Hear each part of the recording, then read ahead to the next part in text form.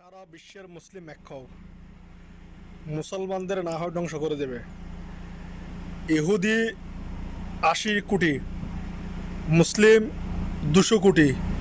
ইমান আর শক্তির জোর দিয়ে সবাই যদি একসাথে যদি নেমে পড়েন মাঠে জিহাদ করার জন্য এবং শহীদ হওয়ার জন্য, আল্লাহর কাছে চলে যাওয়ার জন্য, হিম্মত নিয়ে যদি আপনারা সবাই যদি একসাথে যদি লড়াই করতে যদি যান, একসাথে যদি লড়াই করতে যদি নামেন, মুসলমান ভাইদের ইমানের জোরে সারা বিশ্বের যা ইহুদি আছে সবগুলো ধ্বংস হয়ে যাবে ইনশাল্লাহ।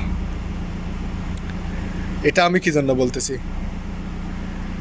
ছোট ছোট শিশু ধরে বৃদ্ধ লোক বলে, গর্ভবতী মা বোন বলে, বোমার আঘাতে শরীর কত বিক্ষত হয়ে গেছে।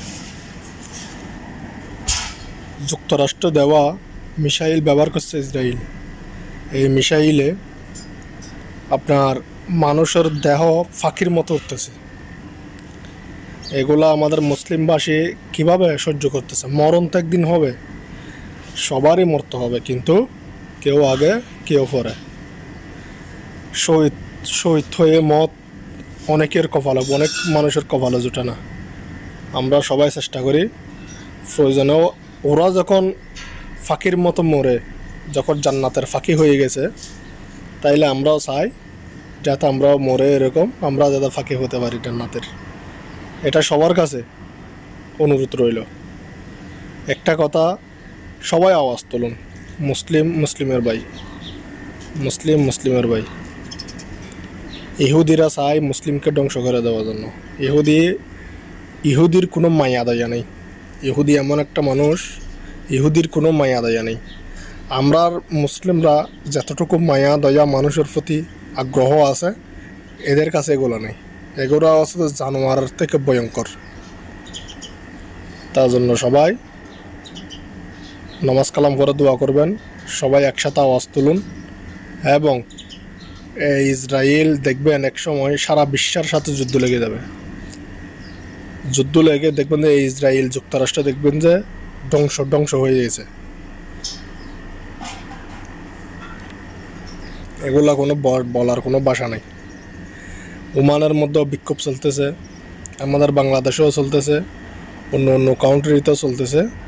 ইনশাল্লাহ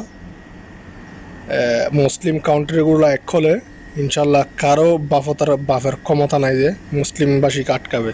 কী জন্য? মুসলিমের শক্তি, ইমানের শক্তি, এটা আল্লাহর রহমত, এটা আল্লাহর রহমত। কোরআনের শক্তি, এটা হলো আল্লাহর রহমত। আপনারা সবাই দেখছেন ফিলিস্তিনবাসী ধ্বংস হয়ে গেছে, গাজা ধ্বংস হয়ে, এদেরকে চলে যাওয়ার জন্য আলটিমেটাম দিছে। কিন্তু আমি তো চাই না আমার দেশ ছেড়ে আমি যাব, আমি তো চাই না আমার গ্রাম ছেড়ে আমি যাব, আমি তো চাই না আমার জায়গা সম্পত্তি ছেড়ে আমি যাব। তাদের কত কষ্ট এবার চিন্তা করুন। আপনি আমাদের বাংলাদেশের মধ্যে 1 ইঞ্চি মাটি আপনার বাইকও দিবেন না, 1 ইঞ্চি মাটি আপনার বাইকও আপনি দিবেন না। দেখেন তারা কতটুকু কষ্টের মধ্যে আছে। ছোট ছোট শিশুগুলো কত কষ্টের মধ্যে, কত নির্যাতনের মধ্যে আছে, মা বোনরা নির্যাতনের শিকার হতেছে। অবশ্যই সবাই দোয়া রাখবেন, সবাই দোয়া করবেন, সবাই একসাথে আওয়াজ তুলুন, একই সুরে আওয়াজ করুন। ইনশাল্লাহ আল্লাহ একদিন বরকত দান করবে, আল্লাহ একদিন এদেরকে ধ্বংস করে দেবে। সবারই চেষ্টায় এটাই থাকবেন। আমাদের বাংলাদেশেও যারা যারা এগুলা করতেছেন, অবশ্যই যারা বিক্ষোভ করতেছেন, তাদেরকে আল্লাহ রহমত দান করুক। অবশ্যই সবাই একসুরে আওয়াজ তুলুন। ইনশাল্লাহ আমরা আপনাদের সাথে আছি এবং থাকবো, মরতেও রাজি আছি ইনশাল্লাহ। সবাইকে ধন্যবাদ। সবাই ভিডিওটি শেয়ার করে দিবেন, সবাইকে দেখার সুযোগ করে দিবেন। সবাইকে ধন্যবাদ। আসসালামু আলাইকুম।